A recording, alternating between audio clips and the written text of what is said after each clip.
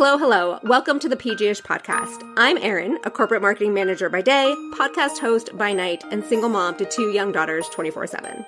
In short, PG-ish parenting is the cliff notes to personal growth as a parent.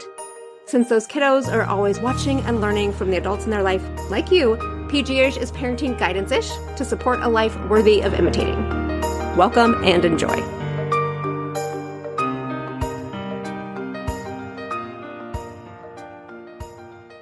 Heidi Schalk is a business strategy and leadership coach, author, speaker, and the host of the Be S.H.E podcast, to be seen, be heard, and empowered. When she started her business, she was a newly divorced single mom trying to juggle 2 children, pets, a job, and the responsibilities of running a home, which I think most of us fully understand. But she was also trying to build her side hustle, which, again, some of you might know a little bit about that. Like me, she believes each of us has a story and a gift the world needs, and empowers women to be seen and heard so that they can make a lasting impact on others. Now, while Heidi has spent the last 5 years helping women achieve their goals and build online businesses they love, we will not only discuss entrepreneurship, we will also dive into personal development tools, the importance of self-care, especially while parenting, and how modeling for your kids comes in all shapes and forms. Here's Heidi. We have very similar stories, and I love hearing just everyone's personal story of how they got to where they are. I think that there's a lovely puzzle that happens in our lives that sometimes we don't know how it's all going to fit together, but somehow it does. So I would love for you just to start with a little bit of your background to how you got to where you are today. Erin, thank you for having me. I just want to say I'm so grateful to be here with you today and serve you and your audience in the best way I can. And thank you for that question, because this is the catalyst of how I built my business. Was 6 years ago, last month, actually, in December, 6 years ago, I finalized the mediation of my divorce. And prior to that, for the previous 10 years, I had been a stay-at-home mom. So everything revolved around me being home and with my kids. I took them to school. I was homeroom mom. I was co-chair of the auction committee. I took them to their activities. I was heavily involved. And all of a sudden, I found myself in a position where I needed to figure out how to bring in an income to take care of me and my kids and also keep my home. And I had about 4 animals on top of that. Yeah. So I found online coaching and I was like, well, this will give me the way to stay home. And it looks super easy. How hard can this be? Right. So I was like, I'm in. And because my why, and that's one thing I had very passionately from the beginning without even realizing it until I learned about the why that makes you cry. Then I was like, oh, I always had that, was really being home with my kids. That's what drove me and kept me going when it got really hard. So that was the way I started my business, was through like really navigating through the divorce and the fear of what's next and how am I going to take care of me and my kids. Now, it didn't roll out that way. It's not as easy as that sounds, because it looks easy online, and entrepreneurship is not an easy road. It can be simple, but it's not easy because life comes in the way of that. Many times I had life hit me in the past, 6 weeks in a big way. And we get to navigate those ups and downs, which is really important of why we stay connected to that why that drives us. But I worked 2 jobs while I was building my business. And I actually left the business for a little bit because I went through a road of, I was in burnout. I was in overwhelm. I was literally rinsing, repeating the rat race and that hamster wheel every day. And I was in full on burnout. So I had to step away from that and just work the 2 jobs because my why was I wanted to be able to pick them up from school, take them to activities. But then at the end of the day, my kids needed me in other ways. It turned out like my son had ADHD and he was navigating a lot. So I made the decision to come back to entrepreneurship, but this time go 100% all in. Yeah, that's good. I did a similar thing, working full time, having side hustles, and you run out of hours in the day. And then you're like, why am I so tired? Why am I cranky? And it's like, oh, because I have to take care of myself and my kids on top of it all. But thank you for pushing through and doing what you're doing today, because I think you're definitely serving people who really need to hear your voice. You empower women. I know that that's my journey as well. And I love your tagline. Yeah, my podcast is Be S.H.E, be seen, be heard, be empowered. I love that, because I think as women, it's very easy to kind of stay in the background and to not put ourselves out there, to take up space. I think, a lot of us, we have that maternal instinct, right? Of like, I just want to take care of my kids, and we, get pushed into the shadows. And then even if we have this idea or these dreams, it's easy to just be like, oh, I have to take care of my kids, or in 5 years, I'll get to this. And then it doesn't come. So where would you even start? Like with your coaching, where do you help women to be like, okay, you have this dream. What's that action step to not live in that fear or those shadows? I don't know that the fear ever goes away, because I was just talking to my clients today. We had our group call before I came on here with you, and I'm moving through fear, and I got vulnerable with them. My 2 words, I have 2 words this year, and it's vulnerability and trust. And vulnerability is like, I've been in business for 6 years, and I didn't start off as a business coach. I knew nothing about business, Erin. I was like just starting out. I was like, okay, I'm going to do this.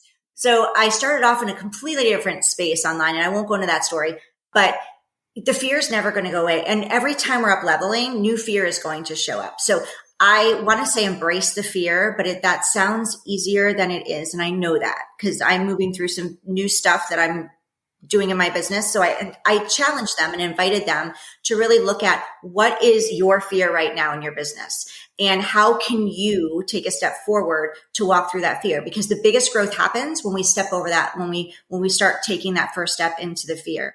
In regards to what I tell them to do first, like what the first step is really, what's your vision? Everything starts with vision. If you don't have your vision of what you want for your life, because your business is a part of your life, it's not the end all be all. Like your life, your business gets to fit into your life versus your life into your business. So when I started my business, everything was fitting into my business because I had this big dream. I need to make a lot of money because I need to be able to take care of my kids and do all the things. And it was constantly going. And my kids were getting the worst of me. So understanding that this is a journey, it's not going to happen overnight. And it really starts with you connecting with your vision. And it's okay, whatever your vision is. Like, make sure it's yours and not someone else's. If you're married, what's your vision? You can have a vision as a partnership, and they should be enrolled in your vision and you in their vision, but you can have a separate vision, as long as your partner is enrolled in it also. Like, you get to make sure that everybody understands the vision. And that's why I am a big believer in bring your kids into it, especially in entrepreneurship. Like, bring your kids in it, or whatever you want to create for your family. The more they know and the more you model that you're going after your vision and your goals, the more that it's going to be easy for them to do it and understand it going forward. Because the world has changed so much, especially as our kids are getting older, they're going to have different opportunities we never had. My kids already have different opportunities I never had. And I keep telling them, I'm like, you can have a business now if you really want it. I don't push it, but I'm like, you really could. So if there's a passion, like, let me know and I'll support you in it. So I let them see what I'm going through, and we've sat down in just last month, and we had a conversation on what their goals are and what they look like. They've already forgotten them. So we're going to definitely reconnect on those. And I'm going to let them know because I literally wrote out all my goals. There's 11 of them I'm going after this year, and they're all in different areas. It's not like some of them are personal, some of them are business, some of them are family oriented. So I'm going to have a sit down with them and let them know what my goals are too. So we're checking in with each other and supporting on each other on achieving them. We're like our own little accountability family partners, you know? Yeah. I love that. I love just giving them the language, right? I do this little thing on the way to school even, where I just, talk about like, well, what are the things that you're looking forward to in the day? Or what might be the sticky points? How can we prepare? What's your goal for the day? And I think just having that normal language that every day just helps them make it more normal. Yeah, I love that you do that. I think that's amazing. I'm going to start doing that. Awesome. I mean, they don't always get it. And you're like, okay. They're like, I don't know. They will. It'll be amazing. One day they'll wake up and they'll be like, oh yeah, mommy talks about that all the time. Yeah. Like, it's so normal. Yeah, for sure. Yeah. Anything just to, plant those seeds. And I think even just going back to what you said before of like, it's not always easy, but it is simple just to lay that foundation, right? Of casting that vision or writing things down or just talking about it. Those are like the simple steps, right? And then just taking that action and working through that fear is so important. Yeah. And with our kids, it's not always easy because, well, it's definitely not easy. And sometimes it's not simple because our kids can be our biggest critics, and especially if they're vocal, like my daughter is. And my son is more like my daughter thinks she's very black and white. My son is very more spiritual. So he gets it, he gets the woo woo where my daughter doesn't. And she's flat out told me just 2 weeks, Mommy, you are weird and you're woo woo. And I'm like, I get it. And I understand where you're coming from because I was you when I was your age. And I've evolved over time. And I'm hoping like by me showing her and, in creating what I want to create and letting her be a part of that vision and those goals, she's going to start, catching on that, wow, I can really have everything I want. And I don't have to hold myself back. And because of what other people are doing or for fear of being seen or being heard, because she is shy. She is more of a, right now she's more of a, I don't want to stir, I don't want to, what's that? Oh, like shake the apple cart? Yeah. Is that how that goes? Or, yeah. She doesn't want to do any of that. Where my son's like, he's take me or leave me. This is who I am and how I am. Right. They're two totally different personalities. So she calls me forward on it. And I'm like, I get it. And you don't have to understand it. And I love you anyway. And, but she's coming around. Yeah. No, again, it's just, as those parents modeling that behavior, having that language around it, and they'll pick it up. They'll figure it out. That's what I'm trusting. But even with kids, with ourselves, like I think going back to kind of women struggling with showing up for themselves, I think a lot of women also struggle with knowing what they're good at. They're like, well, this is just my role, as mom or caretaker or manager at my job. But like, I don't even know if I'm good at any of that. How do you help your clients kind of sift through that to really help them shine and move forward to take that action? It's really figuring out what they're passionate about, what's going to light you up. Because at the end of the day, if you're not having fun and enjoying what you're doing, you're going to end up changing it, or you're going to really end up struggling with trying to build a business, helping. Because at the end of the day, no matter what we do, whether we have a product or service or we're helping someone with something. And if you're not enjoying doing it, then those people are going to feel it and you're not going to attract the people to you. So at the end of the day, just really find out. And when I first started my business, I went into health and wellness because I was a personal trainer. I had competed 10 years, 12, like years and years before. I had been in sales. So I knew how to do all of that. And I knew mindset really well. So I went into health and wellness, and the industry had completely changed because it had moved online and now everything had niched down, and I was miserable. I was like, I'm not enjoying this. So I moved more into goal setting and helping women achieve their goals and mindset work and transformation, because that's what I knew. And that's what I was moving through myself. You only need to be a couple steps ahead. It's true. Right. Yeah. So I started with that. And as they were achieving their goals, many of them wanted to move into building a business, watching me build mine. And that's how my business evolved. So one thing is, know that where you are now is not necessarily where you're going to be 10 years, 5 years, or even a year from now. Just enjoy the journey. But at the end of the day, make sure you're doing what's right for you, not what's right for someone else. Because if you're doing it for someone else, and I did that for a long time, you're going to be miserable and you're going to stay stuck. And that's not showing our kids that they get to step into what really lights them up and create. Because I remember when I was growing up, it was like, do what makes you money. Well, that's great. But if you're miserable, what's the point? Like, I've talked to so many people and they're like, I was making so much money and I was literally miserable. I was sick because I was miserable all the time. And my family broke up, all the things, right? And those people that left and actually went after their passion, they either made more money because it was lighting them up and they were happy, or they were making just as much money, but so much happier and creating so much more in their life. So really just finding out what are you passionate about? Do you love art? Do you love to, if pottery is your thing, then do pottery. Just whatever makes you happy. And it's different for everyone. Yeah. It is interesting how that kind of that vision casting has changed over the years from like our parents. It was just like, go to college, make a lot of money, like the end. And it's like, no, there's so much more to life now. And I think it's so refreshing to even be able to talk about it differently. And maybe college isn't the answer. It's the landscape out there is changing and it's exciting. It can be a little scary. I know, like as a parent, I'm like, well, I don't know if you don't go to college, like, yeah, go. I don't know what you go do because that wasn't the path that I went and did. But it is interesting just to see how technology plays into that and how pivoting is more accepted and really chasing the dreams that you want to go do. So it is exciting. Yeah. I love that you mentioned college, because that's one thing, like I want my kids to be happy, and college was a necessity when I was growing up. Like, there was no if or ands or buts. Like, college was the way to go. Now it's so different. The landscape is so different. The work world is what I'll call it. And I don't even want to say career, because career to me sounds like you're like a lawyer or a doctor, and that's not the mission for everybody. College isn't made for everybody. And I heard this thing on I'm so excited to share this with you. I heard this thing online the other day, and it was so interesting. And somebody said, like, the kids that get easy A's or whatever, they end up working for the people that got C's and D's. So it's not necessarily like, don't go after the grades as a parent. And I'm on my kids about their grades, but I'm on them because if you have zeros for homework, that's not okay. Like, you get to do the work and show up.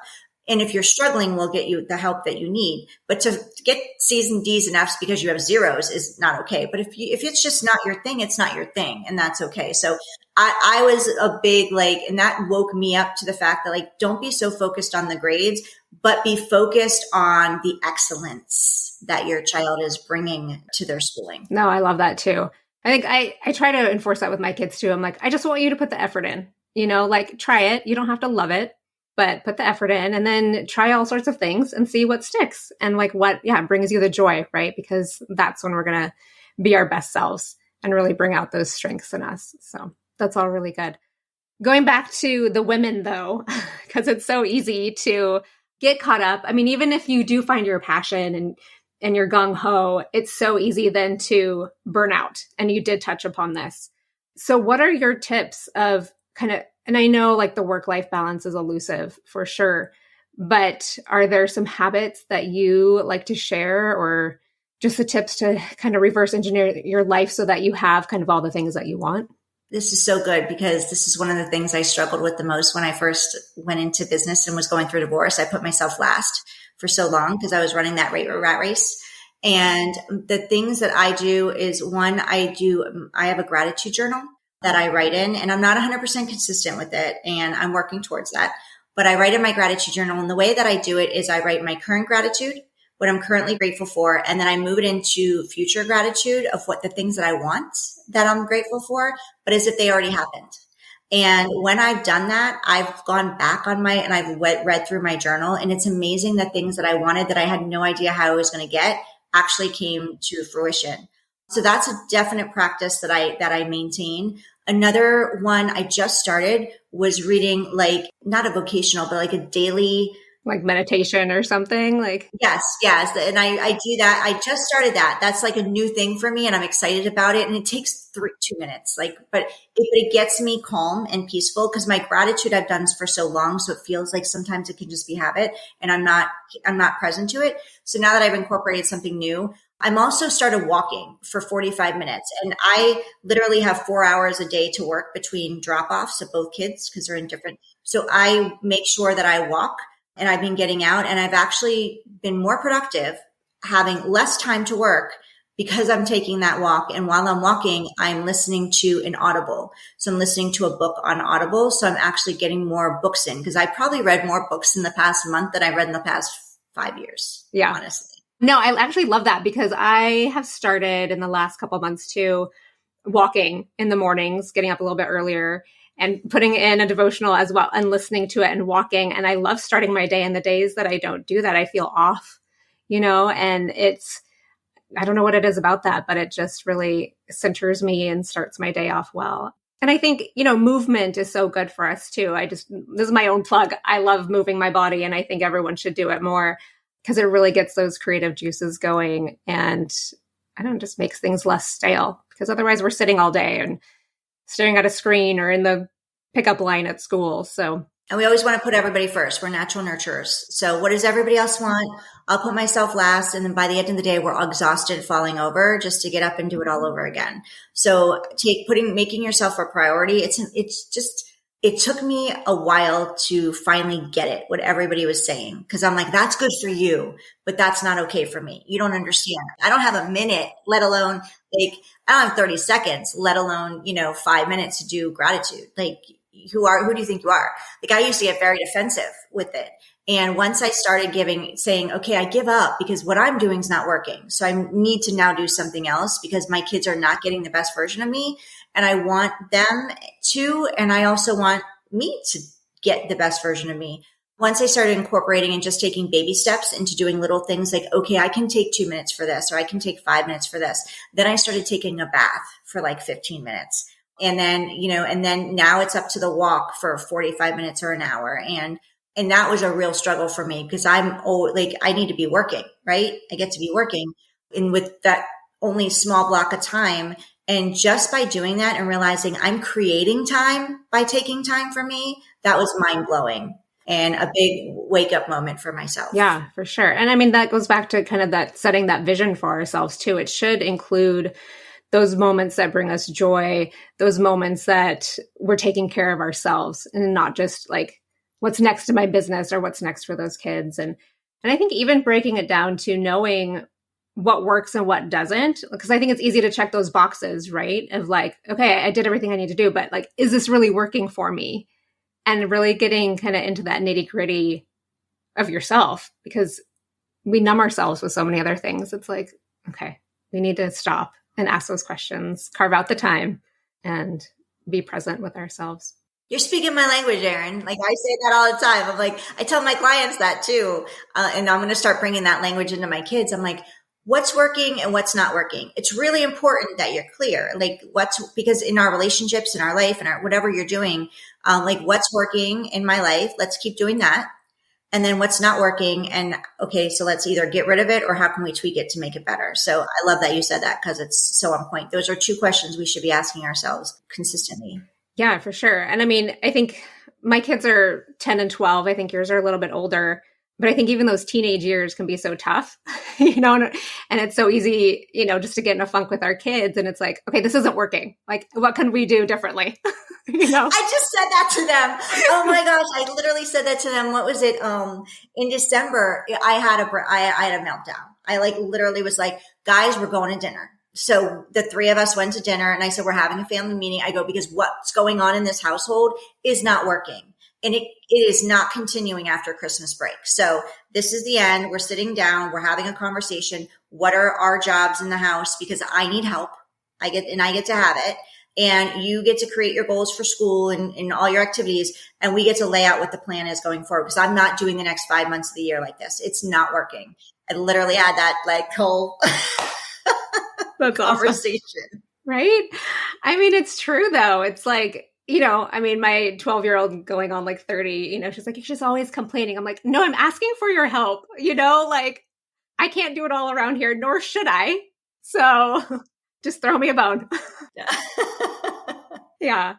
Getting back to the business side of things though, for my listeners who do want to create a business or own a business, are there like your top 3 tools, not to give away all your tricks, but are there some strategies that you're like, okay, let's just dig in here and then maybe they can come to you for more help? But let's start with that. I'm happy to give it all away because at the end of the day, I know for me, I can't do, people can give me everything. If I don't have somebody to check in with or to, tell me my next steps, I'll flounder. And I've done that. So the top 3 things, it really depends on what your, like, again, the vision. It starts with your vision because you can't create the next steps because I'm not a believer. Yes, I'm business strategy, but I'm not like, that's why I put the strategy in there because I feel like we're all, as people, we're all unique. And so is your business because your business is an extension of you. So your business is unique too. And your business is based on the next step of what for you to take is based on what is your vision for your business, which ties into your vision for your life.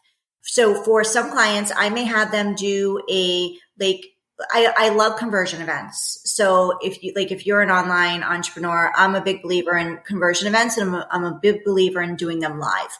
AI is really, I know it's a big thing right now. I'm a big believer in if you're going to use it, and you should use it to simplify the stuff, but don't use it to replace you.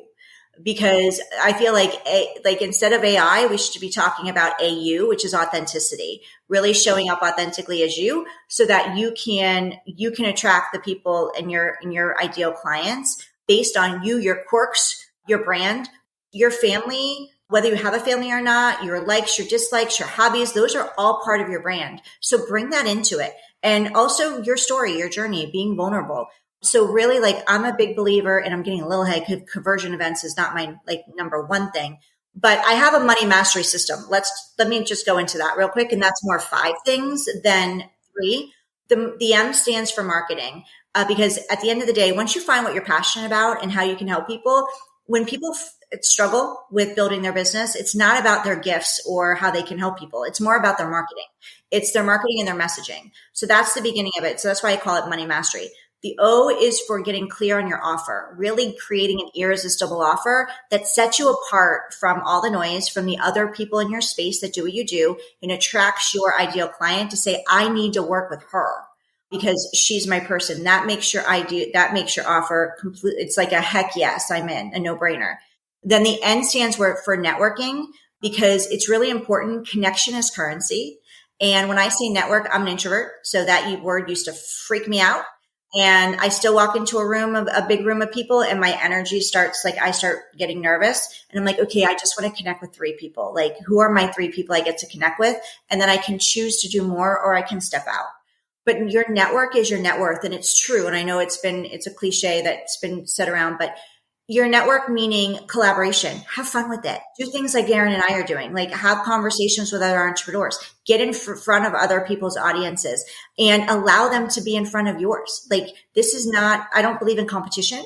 I believe there's enough people, there's plenty of people out there for everybody. And who if Erin and I did the same thing, people that would work with Erin would not resonate with me and vice versa. And that's okay. I'm happy about it. And if I have somebody that's in front of me and I don't believe they're a fit for me, I'm going to reach out to Erin and say, you know what? I think this person's great for you.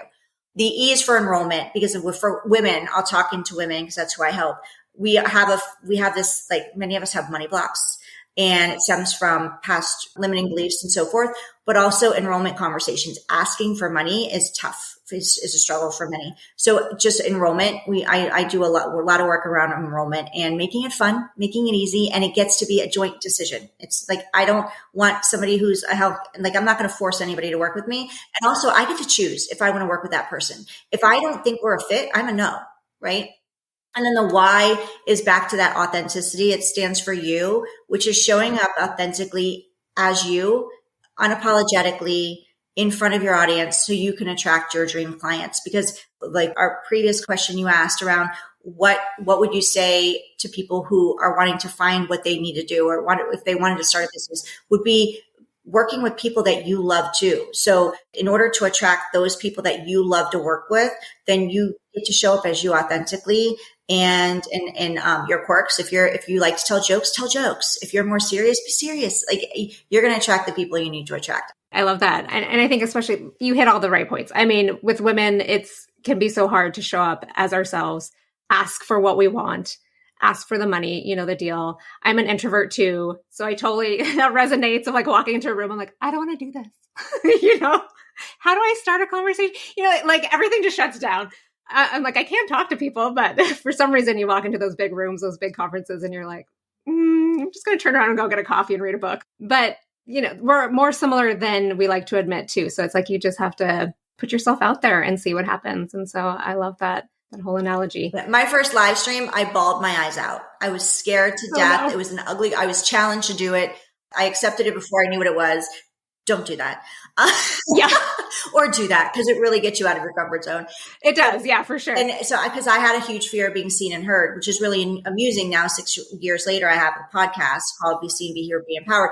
But that's the thing, like, just take one baby step out of your comfort zone, because if you really want to reach the vision that you have, the vision should be stretchy. It should be uncomfortable. It shouldn't be where you are now. It should be something big and bold. We're only here once, right? We get one go round on here. So might as well have your best life you can create. And that doesn't come from being comfortable, but you can start with baby steps.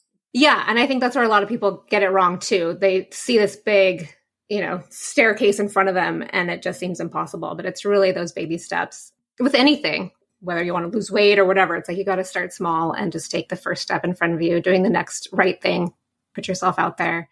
But yeah, it's really just getting out of your comfort zone that I see a lot of my friends get stuck in their comfort zone too. And there is fear, but why not give it a chance and see what happens? That's like you're saying, it's like, I never thought I'd have a podcast. And, you know, 4 years in, I'm like, okay, I've met some really cool people, and there were a lot of uncomfortable situations, but I'm glad I am where I am and that I started it. So it's a fun journey for sure. Do you have anything in this next year that you're really wanting to plug, or that you're looking forward to starting or working with different folks? I have the Be S.H.E podcast, so I love to always promote that. We're growing. I just did it. We haven't even hit a year yet, so we're still in the infancy stage. just having a good time with that and giving myself grace on what's working, what's not working, right?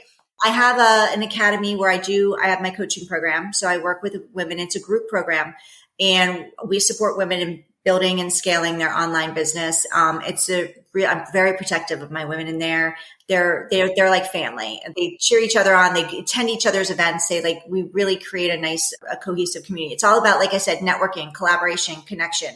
That community is super important. I always have events coming up, or we're usually running 2 events a month. So you can find them by joining our community. And then the best place to find you is at your website, Instagram. Where should my audience go? You can find me at HeidiSchalk.com. That's my website. And you can also find me on social. Facebook, I am Heidi Schalk. On Instagram, I'm Heidi Schalk Coaching. I'm also on TikTok and YouTube. So I'm everywhere. You'll find me. All my pictures look the same, so it's hard to miss. Oh, good. Easy to find. Yeah. Awesome. Well, Heidi, thank you so much for your time today. This was a fun conversation. I'm sure we could dig deeper on all sorts of things. So maybe we'll be around too. Absolutely. I would love it. Thank you so much, Erin, for having me. I so much enjoyed the conversation and getting to know you as well. All right, my friend. I hope you enjoyed today's conversation with Heidi. Links to her website and social can be found in the show notes. And if you're not building a business, but looking for a blueprint to feel, heal, and redefine joy on your own terms, check out my Weary to Revived course, which is a self-led 5-week class designed to support you in rediscovering yourself and your values. You will learn how to create boundaries and implement them, make better decisions, have more fun, and learn new methods on how to be productive and efficient by syncing with your cycle. Head over to my website, pghparenting.com/classes-events to learn more. And if you find PGish helpful, interesting, or encouraging, please share this episode with your bestie, follow PGish on your favorite podcast platform, and share on social so that more parents can learn and grow alongside their kiddo like you. See you next time.